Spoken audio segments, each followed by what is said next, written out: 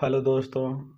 आज हम बात करने वाले हैं यूनिट 1 टॉपिक नंबर 6 और टॉपिक का नाम है पावर, जिसे हिंदी में हम कहते हैं शक्ति।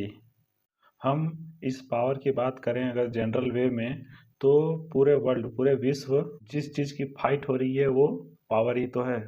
पूरा जो विश्व है वो शक्ति प्राप्त करने की रेस में लगा हुआ है। फॉर एग्जाम्पल, जैसे स्टूडेंट स्टूडेंट जो है रैंक के लिए फाइट करता है और उसके लिए पावर क्या बनता है, स्टडी। और फिर आता है जब वो जॉब प्राप्त करता है तो वो अपने प्रमोशन को लेके फाइट करता है, संघर्ष करता है।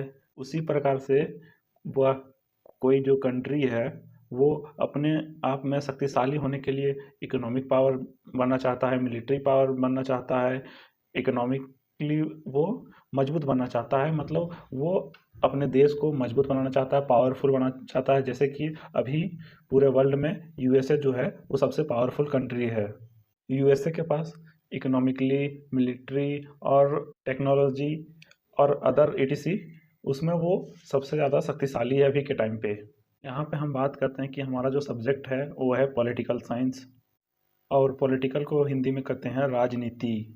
और आप लोग बताइए कि राजनीति का जो खेल होता है वो पावर के इर्द गिर्द ही होता है। कुछ ऐसे थिंकर भी हैं जो शक्ति को राजनीति का केंद्र मानते हैं। सीधा सीधा एक बात समझिए कि कोई व्यक्ति चाहता है कि मैं आईएएस बनूं, कोई चाहता है कि मैं आईपीएस बनूं, कोई चाहता है कि मैं एमपी बनूं, कोई एमएलए बनना चाहता है। तो ये एमपी, एमएलए, आईएएस, आईपीएस क्यों बनना चाहते हैं? क्यों बनना चाहते हैं? क्योंकि इनको चाहिए पावर। क्या चीज़ का पावर? कार्य करने का पावर। हर किसी के पास अपना इंडिविजुअल पावर होता है। पावर के बिना वो कुछ भी नहीं हो सकता है, कुछ नहीं कर सकता है। जैसे कि मान लीजिए कोई आईपीएस या आईएएस है, उसको हम आईपीएस आईएएस बना दिए, लेकिन उसके पास कोई किसी भी प्रकार का कोई भी पावर हम नहीं दिए, तो वो क्या कुछ कर सकता है? कुछ चेंजेस ला सकता है? कुछ नहीं कर सकता है वो। यहीं पे आप देखिए, अगर कोई एमएलए भी है तो उसको एमएलए अगर हम किसी को बना दें और उसको कोई पावर ही नहीं दें तो वो कुछ नहीं कर सकता है। यहाँ पे जो मेन खेल है वो पावर का है, शक्ति का है। कुछ लोगों का पावर जो है वो अपने फैमिली तक रहता है, कुछ लोगों का पावर अपने गांव तक रहता है, और कुछ लोगों का पावर जो है अपने डिस्ट्रिक्ट तक रहता है, और कुछ का पावर अपने स्टेट तक रहता है, कुछ का पावर अपने कंट्री तक होता है, और कुछ लोगों का पावर पूरे वर्ल्ड में होता है। किसी को पैसे का पावर चाहिए, किसी को पॉलिटिक्स का पावर चाहिए, किसी को सोशल पावर चाहिए। पावर पावर पावर, शक्ति जो है बहुत ही ज़्यादा इम्पोर्टेंट हो गया है। यहाँ पे हम एक एग्जांपल लेते हैं। जैसे मान लीजिए कि एक ए है और एक बी है। तो जो ए है वो हमेशा क्लास में फर्स्ट आता है, तो इसके पास क्या हो गया, नॉलेज का पावर ज़्यादा हो गया। और बी के पास नॉलेज नहीं है। यहीं पे फिर बात करें ए के पास, मतलब बी जो है वो स्पोर्ट में हमेशा फर्स्ट आता है, तो उसके पास स्पोर्ट का पावर हो गया। और ए जो स्पोर्ट मतलब खेलता ही नहीं है, इसमें जीरो है। वहीं ए जो है फिर ये इकोनॉमिकली जो है बहुत ही रिच है, इसके पास जो है पैसा का पावर है। फिर वहीं बी की बात करें तो उसके पास पॉलिटिकल पावर है, वो राजनीतिक पावर में आता है। मतलब कि हर एक के पास अलग अलग शक्ति है। मतलब कि जिसके पास जितनी ज़्यादा शक्ति होगी, मतलब कि जिसके पास जितना अधिक शक्ति होगा वो सोसाइटी में कंपैरेटिवली उतना आगे होगा और लोगों से। यहाँ पे एक और एग्जांपल में देखें तो मान लीजिए यहाँ पे एक आदमी है जो रोड साइड में बैठा हुआ है। तो यहाँ पे मान लीजिए अगर सीएम जो या पीएम, प्राइम मिनिस्टर या मुख्यमंत्री, किसी का भी अगर यहाँ से वो काफिला निकलेगा, तो ये जो यहाँ पे रोड साइड बैठा हुआ आदमी है इसको यहाँ से हटा दिया जाएगा। क्यों? क्योंकि इसके पास पावर नहीं है, और सीएम जो आ रहा है वो यहाँ से दो या 3 सेकंड में इस रोड से गुजर जाएगा। लेकिन इसके पास इतना पावर है कि इसके लिए रोड जो है पूरा क्लियर करा दिया जा रहा है, और इस जो इसके पास पावर नहीं है उसको वहाँ से हटा दिया जा रहा है। हम यहाँ आगे बात करते हैं एक इंडियन पॉलिटिकल थिंकर जो हैं, चाणक्य। उनका एक फेमस बुक है अर्थशास्त्र, जो कि नाम से लगता है कि वो इकोनॉमिक से रिलेटेड होगा, लेकिन वो बुक जो है वो पॉलिटिक्स का, राजनीति का है। इस अर्थशास्त्र के अंदर एक लाइन लिखा हुआ है, कोशो मूल दंड। कोश का मतलब होता है यहाँ पे ट्रेजरी, मूल का मतलब होता है बेस, दंड का मतलब होता है यहाँ पे पावर। यहाँ पे जो ट्रेजरी है उसका जो आधार होता है वो क्या होता है, स्टेट या राज्य, मतलब पॉलिटिक्स से। तो यहाँ पे जो है ये स्टेट है, इसका जो आधार होता है क्या होता है, वो पावर होता है। मतलब स्टेट का जो बेस होता है वो पावर होता है। ये आप लोगों ने देखा होगा कि जो चाणक्य ने चंद्रगुप्त को राजा बनाया, वो सेंट्रलाइज पावर के थ्रू बनाया। उसको सेंट्रलाइज पावर दिया। उसको कहा कि अगर पावर तुम्हारे पास नहीं होगी तो तुम काम नहीं कर पाओगे। इसके आगे हम देखते हैं कि यहाँ P4 हो गया पावर, जिसको कहते हैं शक्ति। L4 हो गया लेजिटिमेसी। लेजिटिमेसी का मतलब होता है वैधता। और फाइनली है A4 होता है अथॉरिटी। अथॉरिटी मतलब होता है सत्ता। पॉलिटिकल साइंस में ये तीनों आते हैं, लेकिन हमारे सिलेबस में जो है वो सिर्फ पावर को ही पढ़ना है, वैधता और सत्ता को हटा दिया है। तो इस वजह से ये जो टॉपिक है वो थोड़ा छोटा हो गया है। तो यहाँ पे हम बात करेंगे, मान लीजिए यहाँ पर है एक तरफ आर्मी का जवान और एक तरफ है नक्सली आतंकवादी। आर्मी वाला जवान के पास है AK-47 गन, और जो नक्सली है उसके पास है नॉर्मल हैंड गन, मतलब छोटा गन जो सिक्सर कहते हैं उसको। यहाँ पे जो आर्मी वाला के पास AK-47 है और वो लेके वो अगर पब्लिक एरिया में भी जाएगा तो क्या उससे हमें डर होगा? तो इसका मतलब आंसर आएगा नहीं, उससे हमें डर नहीं होगा। लेकिन एक कोई बदमाश या नक्सली कोई अगर उसके पास छोटा गन भी होगा और वो गन दिखा देगा तो हमें उससे डर लगेगा, भय लगेगा। मान लीजिए आर्मी वाला बंदा अगर कहे कि वहाँ जहाँ पे वो रहे वहाँ पे कुछ लोग रहेंगे, तो और अगर उन लोगों को कहेगा कि आप लोग सब अंदर चले जाएं, तो वो लोग चले जाएंगे। उनके अंदर भी डर रहेगा, लेकिन वो डर रहेगा किस बात का? वो उनके अंदर में जो डर रहेगा वाई, उनका जो डर रहेगा वो किसी और वजह से डर रहेगा। उनके अंदर मन में चलेगा कि उसने हमें अंदर भेजा क्यों? क्योंकि बाहर में ज़रूर कुछ ना कुछ कारण रहा होगा, इसलिए हमें वो अंदर जाने के लिए भेजा। वहीं हम बात करें नक्सली या गुंडा आदमी जिसके पास गन रहेगा, वो अगर हमें बोले कि तुम लोग अंदर चले जाओ वहाँ से, तो हमारे बीच में जो डर रहेगा वो डर रहेगा उस गुंडा आदमी की वजह से, उस असामाजिक आदमी की वजह से, कि वो अगर हम वहाँ से अंदर नहीं गए तो वो हमें गोली मार देगा। डर यहाँ दोनों जगह है, लेकिन दोनों जगह में डर में अंतर है। यहाँ एक जगह उस असामाजिक तत्व से डर है और दूसरा यहाँ आर्मी वाला जो बोल रहा है वहाँ किसी और कारण वजह से हमें डर है। यहाँ आर्मी वाले ने हमें बचाने के लिए अंदर जाने के लिए कहा, लेकिन ये जो नक्सली वाला आदमी है ये हमें अंदर नहीं जाएंगे तो ये हमें गोली मार देगा।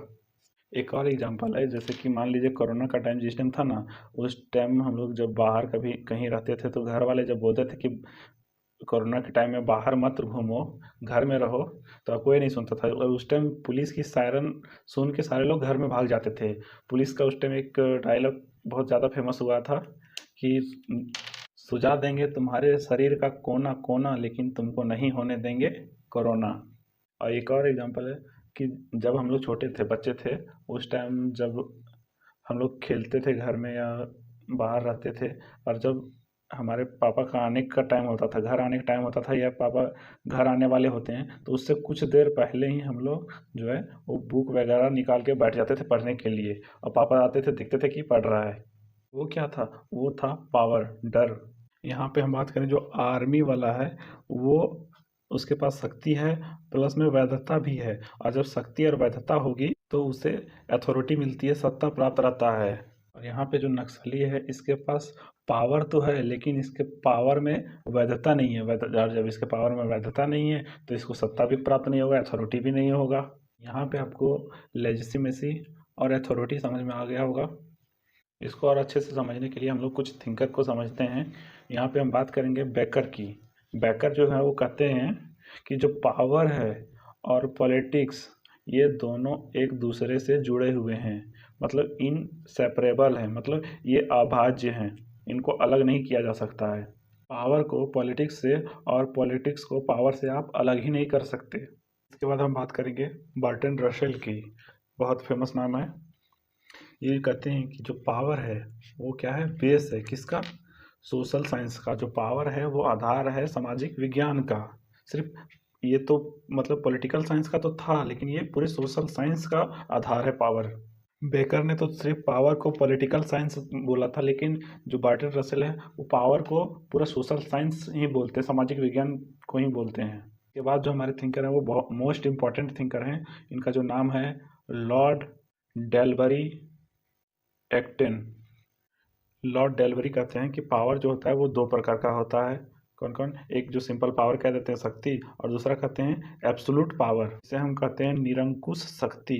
ये कहते हैं कि शक्ति जो है वो किसी व्यक्ति को क्या बना देती है, भ्रष्ट बना देती है, करप्ट बना देती है। लेकिन वही कहते हैं कि अगर एब्सोल्यूट पावर रहे, निरंकुश शक्ति रहे, तो ये व्यक्ति को एब्सोल्यूट करप्ट बना देती है, मतलब पूर्ण भ्रष्ट कर देती है। यहाँ लॉर्ड डेलबरी कहते हैं कि जो शक्ति है वो व्यक्ति को भ्रष्ट बनाती है, लेकिन निरंकुश शक्ति पूर्ण भ्रष्ट बना देती है। इसके बाद हम बात करेंगे मैक्स वेबर के बारे में। मैक्स वेबर कहते हैं कि जो पावर है, पावर जो है, मान लीजिए एक्स एक आदमी है, वो पढ़ना चाहता है, लेकिन एक जो वाई है वो कहता है एक्स से कि तुम सो जाओ, सोने के लिए बोलता है एक्स को। तो यहाँ पे जो वाई है, इसका जो पावर है वो एक्स के पावर के ऊपर हावी है, मतलब एक्स के पावर से ज़्यादा वाई का पावर है, और ये जो कहेगा वो एक्स करेगा। एक्स की इच्छा थी पढ़ने की, लेकिन वाई की इच्छा जो है वो एक्स के इच्छा के ऊपर हावी हो गया। यहाँ पे जो आप डेफिनेशन को रटिए, नहीं समझिए। जैसे एक्स जो है उसके ऊपर जो है वाई की इच्छा हावी हो गई, ये कौन कहते हैं, मैक्स वेबर कहते हैं। इसके बाद हम बात करेंगे हेरोल्ड ड्विट लॉसवेल। इन्होंने कहा कि जो पॉलिटिक्स है इज रिलेटेड टू पावर, मतलब पॉलिटिक्स जो है वो पावर से रिलेटेड है। यहाँ पे आगे जो आते हैं वो रसेल आते हैं। वो रसेल क्या कहते हैं, पावर जो है वो क्या है, एक्शन करने की छूट है, उसको क्या कहते हैं, पावर कहते हैं। कैसा एक्शन, व्हाट यू वांट, जो आप चाहते हैं वो करने की छूट है, वही पावर है। इनके कहने के अनुसार कि अपनी इच्छा के अनुसार जो कार्य होते हैं वो पावर कहलाते हैं। एक और थिंकर हैं इसके आगे जिसे कहा जाता है ये अपने युग का शिशु, मैकियावेली। इनके बारे में जानेंगे कि ये पावर के बारे में क्या कहते हैं। कहते हैं कि use of power is essential in politics. कहते नहीं है कि clever like a fox and brave like a lion. हम यहाँ सीधा सीधा बात करें कि पावर जो है वो पावर का डिस्ट्रीब्यूशन, वितरण जो है सोसाइटी में, जो पावर है उसका डिस्ट्रीब्यूशन जो है वो होता ही है। यहाँ पे दो तरह के थिंकर हैं, यहाँ दोनों का डायग्राम बना लीजिए। पहला जो थिंकर है, यहाँ पे दो डायग्राम आप बना लीजिए, ये पहला और एक दूसरा। फर्स्ट डायग्राम में जो पावर है वो क्या है, सेंट्रलाइज है, मतलब केंद्रीकृत है। और सेकेंड में जो पावर है वो क्या है, डिसेंट्रलाइज, मतलब विकेंद्रीकृत है। यहाँ पावर जो है पूरे सोसाइटी में डिस्ट्रीब्यूट हुआ है। जो पावर को सेंट्रलाइज करने की बात करते हैं उसे कहा जाता है एलिट क्लासिस्ट। एलिट क्लासिस्ट बोले तो विशिष्ट वर्गवादी। ये जो थिंकर होते हैं वो कहते हैं कि पावर जो है उसका डिसेंट्रलाइजेशन नहीं हो सकता, पावर जो है वो सेंट्रलाइज होगा, केंद्रीकृत होगा। सेकेंड में जो पावर डिसेंट्रलाइज करने की बात करते हैं उसे हम कहते हैं प्लुरलिस्ट, मतलब बहुलवादी। बहुलवाद का मतलब कि पावर जो है वो सिर्फ राज्य का गुलाम ना बने। यहाँ पे जो पावर है वो विभिन्न विभिन्न वर्गों में बटा हुआ है। जैसे मान लीजिए कोई इलेक्ट्रिशियन है, कोई साइंटिस्ट है, कोई टीचर है, कोई आर्मी है, कोई मजदूर है, तो मतलब सबको जो पावर है वो डिस्ट्रीब्यूट किया जाता है। यहाँ पे हम बात करें मेरे दोस्तों कि पावर का जो डिस्ट्रीब्यूशन है वो दो ही तरह से होता है। पहला विशिष्ट वर्गवादी और दूसरा जो होता है वो बहुलवादी। आई थिंक यहाँ तक जो है वो क्लियर हो गया होगा। यहाँ तक अगर वीडियो आप लोगों को अच्छे से समझ में आया होगा तो लाइक करें और शेयर करें, और चैनल में नए हैं तो सब्सक्राइब भी करें। आगे हम देखते हैं कि पावर का जो डायमेंशन है, इसमें पहला देखते हैं कि बहुत सारे जो विद्वान हैं वो पावर को बेस ऑफ पॉलिटिक्स मानते हैं, मतलब राजनीति का आधार मानते हैं। दूसरे टाइप के जो विद्वान होते हैं जो लिबरल आइडियोलॉजी के होते हैं या उदारवादी। और जब उदारवादी आ गया तो इसके साथ मार्क्सिस्ट भी आएगा, मार्क्सवादी। मार्क्सिस्ट के बाद एक जो बहुत प्यारी सी दुनिया है जिसे कहते हैं फेमिनिस्ट, जिसे नारीवादी कहते हैं। और फाइनली जो मोस्ट इम्पॉर्टेंट है वो पोस्ट मॉडर्न थॉट। यहाँ पे हम बात करेंगे फर्स्ट में power of base of politics. यहाँ जो फर्स्ट बात करते हैं वो 1914 से 1918 के बीच में जो फर्स्ट वर्ल्ड वार चला। यहाँ पे फर्स्ट वर्ल्ड वार के जो पहले 1914 के पहले जो आईआर बनता था वो हिस्ट्री के आधार पे बनता था, मतलब कि पहले के लोगों ने जो जिस तरह से किया उसी के आधार पे हमारा आईआर का रिलेशन बनता था। लेकिन जब फर्स्ट वर्ल्ड वार हुआ तो उसके बाद लोगों का विचार बदला, नई नई ऑर्गेनाइजेशन बनाए, और उसी के बाद जब सेकेंड वर्ल्ड वार हुआ 1939 टू 1945 में, तो बहुत सारे विचारकों ने मिलकर कहा कि जो पावर है उसको सेंटर में लेके आओ। इन्होंने कहा कि क्या बिना शक्ति के युद्ध हो सकता है? तो बोला नहीं। तो ये कहते हैं कि पावर को सेंटर में लेके आओ, और कहा कि शक्ति को जो है वो समझना पड़ेगा। जब ये दोनों वर्ल्ड वार हो गया तो विचारकों ने शक्ति को केंद्र में रख के अध्ययन करने की बात करने लगे। इस शक्ति के अध्ययन का जो लाने का जो मुख्य श्रेय जाता है, वो क्रेडिट जो जाता है वो जाता है रॉबर्ट डहल को।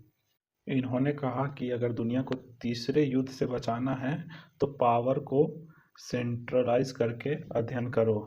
इन्होंने एक बुक लिखा है 1961 में, हु गवर्न्स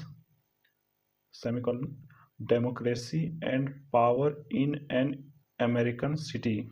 यह बुक जो है वो एक्सट्रीमली इम्पोर्टेंट है। यह बुक आप लोगों को याद होनी ही चाहिए।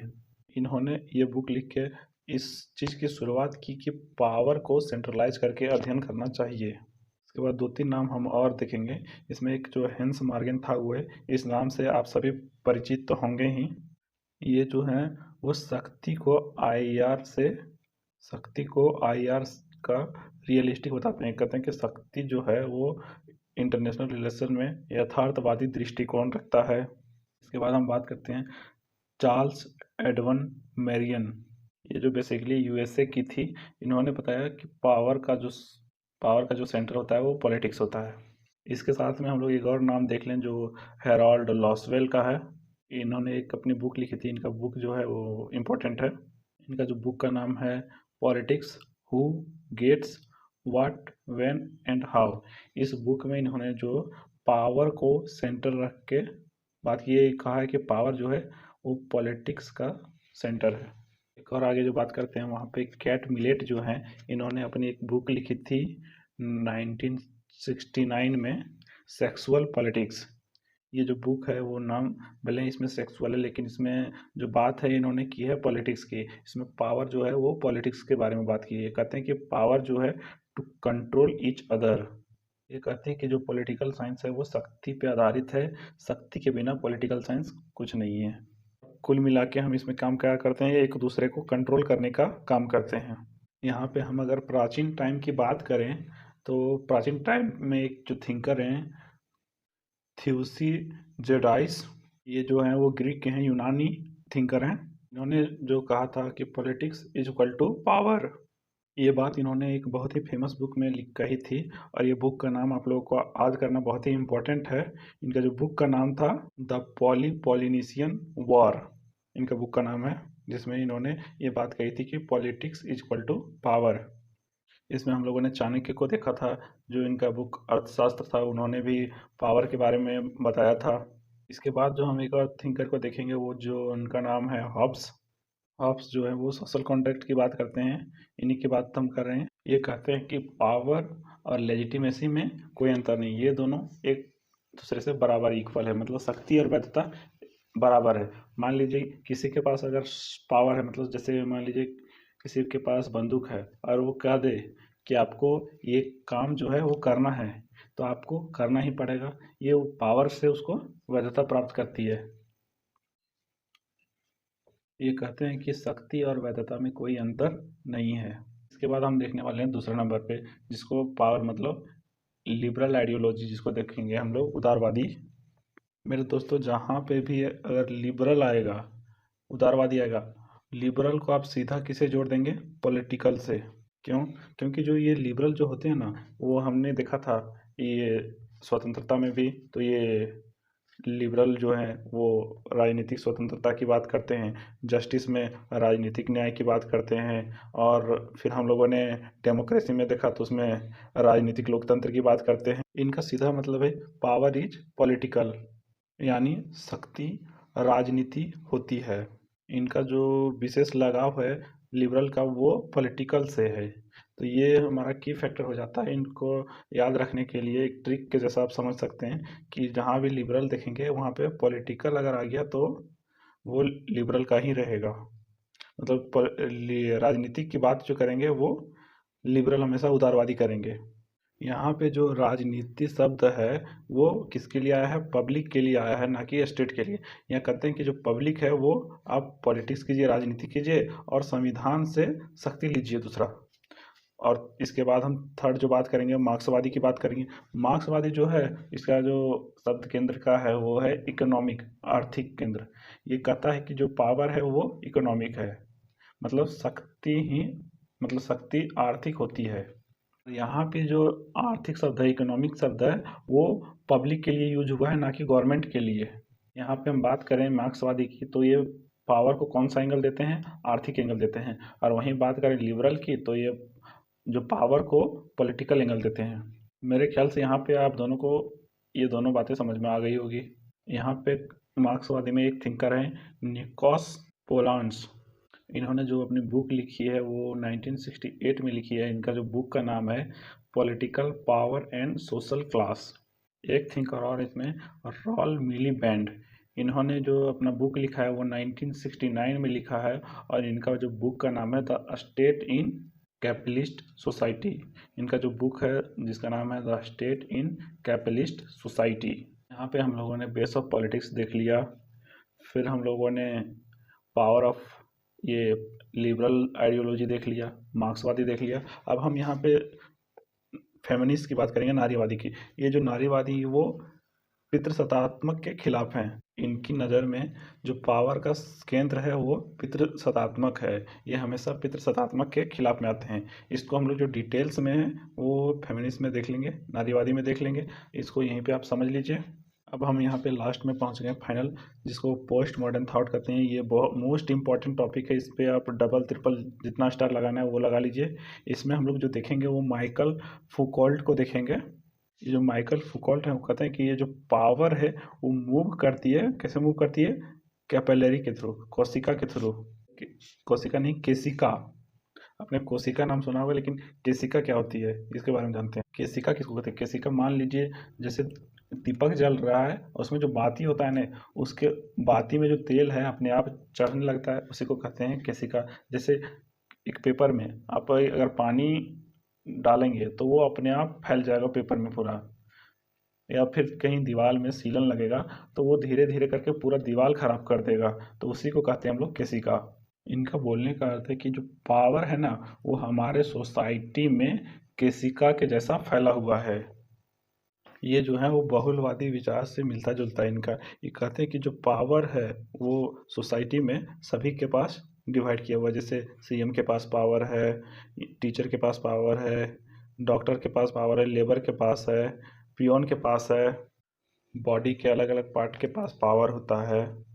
इनकी 3 बुक जो है वो बहुत फेमस है। इनका जो पहला बुक है इन्होंने लिखा है 1964 में, जिसका नाम है मैडनेस मैडनेस एंड सिविलाइजेशन। इनका पूरा बुक का जो नाम है a history of insanity in the age of reason.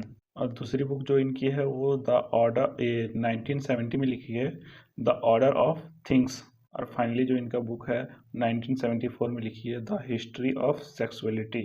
यहाँ पे मेरे दोस्तों आपका जो यूनिट 1 का टॉपिक नंबर 6 पावर है वो यहाँ पे ख़त्म होता है। Thank you. जय हिंद, जय भारत। लाइक करें, सब्सक्राइब करें और कमेंट भी करें। Thank you.